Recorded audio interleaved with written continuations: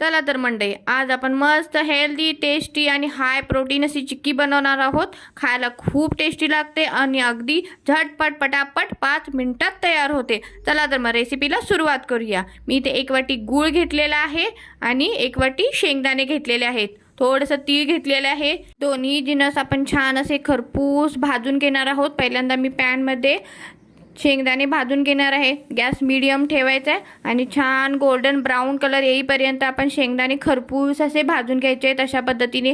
त्यानंतर मी पुन्हा थोडंसं तीळ घेतलेलं आहे। तीळही छान असं खरपूस भाजून घ्यायचं आहे, खूप जास्त करपवायचं नाही आहे। त्यानंतर तीळ बाजूला काढून घ्यायचे आहेत। पॅनमध्ये मी थोडंसं पाणी घातलेलं आहे आणि 1 वाटी गूळ घालायचा आहे। गूळ छान आपण मिक्स करून घ्यायचा आहे पाण्यामध्ये आणि मंद गॅसवर याला छान असं गूळ मेल्ट होऊ द्यायचं आहे। छान गूळ मेल्ट झालेला आहे अशा पद्धतीने। त्यानंतर आपण 2 ते 3 मिनिटं छान गूळ शिजवून घ्यायचा आहे। त्यानंतर आपण भाजलेले शेंगदाणे आणि तीळ घालणार आहोत आणि छान मिक्स करून घ्यायचं आहे गुळामध्ये। गॅस मीडियमच ठेवायचा आणि 2 ते 3 मिनिटं पुन्हा याला शिजवून घ्यायचं आहे।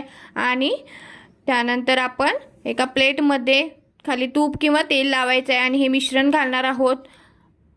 मिश्रण 5 ते 10 मिनिटं थंड होऊ द्यायचं आहे। त्यानंतर आपण याच्या वडीसारखे काप करायचं आहे।